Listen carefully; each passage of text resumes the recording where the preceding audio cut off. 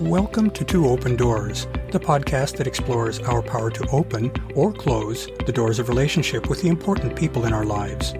We hope you'll learn from and share your wisdom with our community. Thanks for joining us.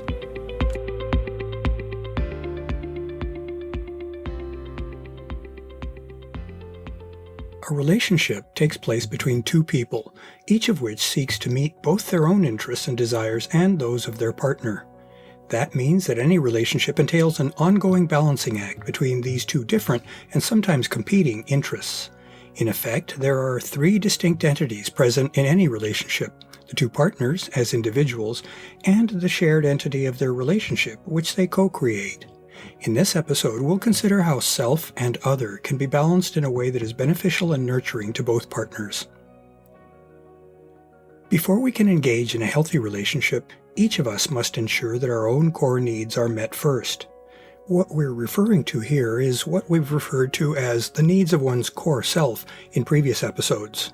Those needs are distinguished from the more superficial goals and desires that we can negotiate with our partner to attain a mutually agreeable compromise of both partners' desires.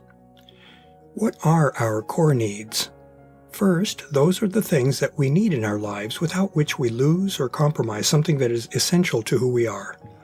Our core needs might include living in accordance with our deeply felt beliefs or having our basic physical and emotional needs met, such as security, safety, freedom of self-expression, and companionship. Stepping back, though, it's sometimes not obvious where we should draw the line between what is essential to our well-being and personal integrity versus the more superficial desires that we can negotiate with a partner. We can't know what is essential to us if we don't know ourselves. That's perhaps the central reason that healthy relationships need to rest on a firm foundation of self-knowledge.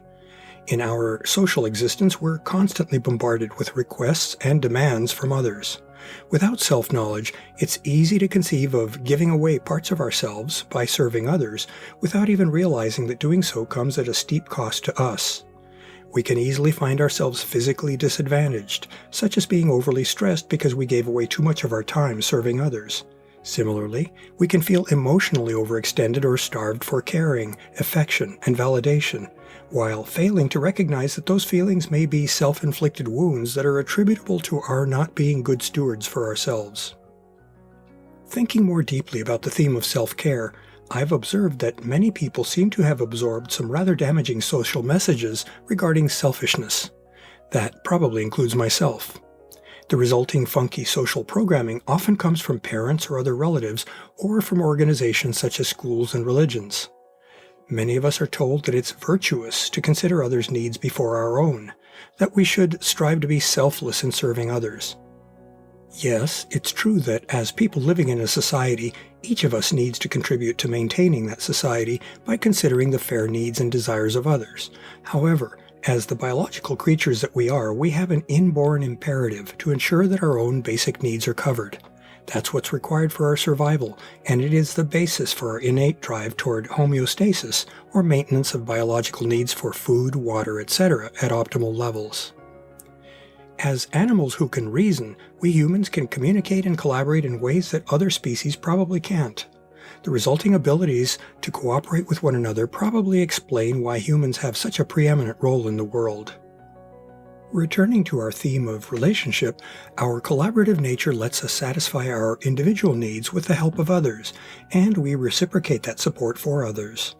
My conclusion is that each of us is responsible for meeting our basic needs with the help of others whose needs we help to fill. We're deeply interdependent. It's not selfish to tend to our core needs. As we've just considered, satisfying one's core needs is important, but we also have to support the needs of others with whom we interact.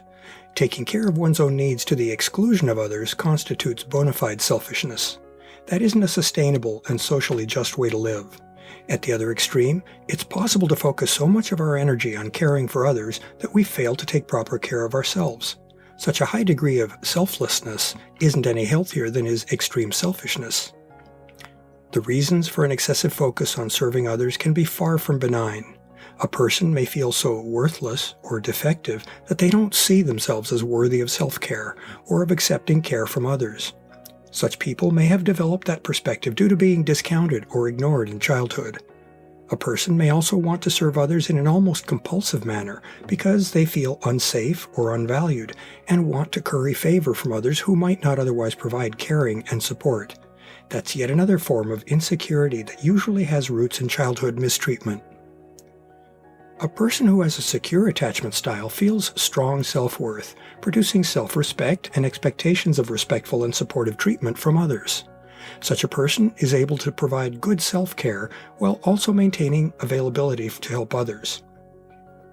As we've discussed in prior episodes, even those of us who were not fortunate enough to develop secure attachment in our childhood circumstances are able to attain earned secure attachment as adults. That requires effort, but it's possible. Childhood attachment style isn't destiny.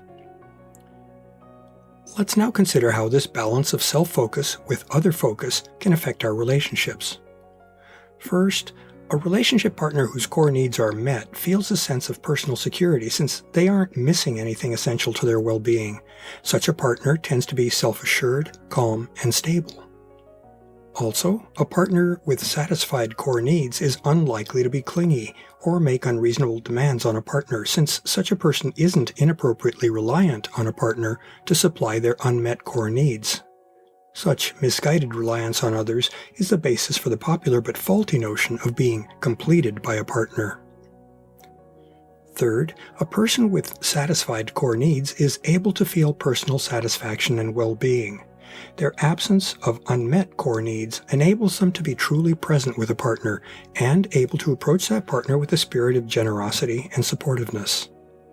Also, and conversely, satisfied core needs create psychic room to be open to receiving from a partner. That enables the satisfied person to be vulnerable with a partner, thus building trust and receptiveness. And a person with satisfied core needs is usually content and satisfied with their life, since they are not missing any of the key ingredients for a full life. From my perspective, I would certainly enjoy having a deep connection with a partner who shows the preceding traits. Knowing that one's partner has assumed responsibility for their own happiness and basic needs enables one to focus on building connection with that person. Of course, assuming personal responsibility for oneself also allows us to give that same gift to our partner. As we've seen, each of us has legitimate core needs, and each of us is responsible for ensuring that those needs are met. If we fail to do so, it's likely that we will unfairly and inappropriately look to a partner to fill those gaps, and that is a tremendous burden to place on them. Having secured our own core needs, it's also important for us to extend ourselves for the sake of our partner, since relationships are the clearest domain in which our human interdependence plays out. Being present for a partner with generosity and caring is a tangible demonstration to them that our love for them is a verb. The resulting mutual caring and support strengthens the trust and satisfaction that form the backbone of an intimate relationship. The partners in a relationship that balances individual self-care with mutual care can relax into exploring one another and into sharing life's adventures together. To learn more about Two Open Doors and to engage with our community, I'd like to invite you to visit the Two Open Doors private Facebook group for blog posts and discussion, and the Two Open Doors meetup group for events. I also invite you to contact me directly by writing to me at Claude, C-L-A-U-D-E, @twoopendoors.com. I'd love to hear from you, and I'll use your inputs to guide my work on future blog posts and podcast episodes. Thanks for visiting Two Open Doors.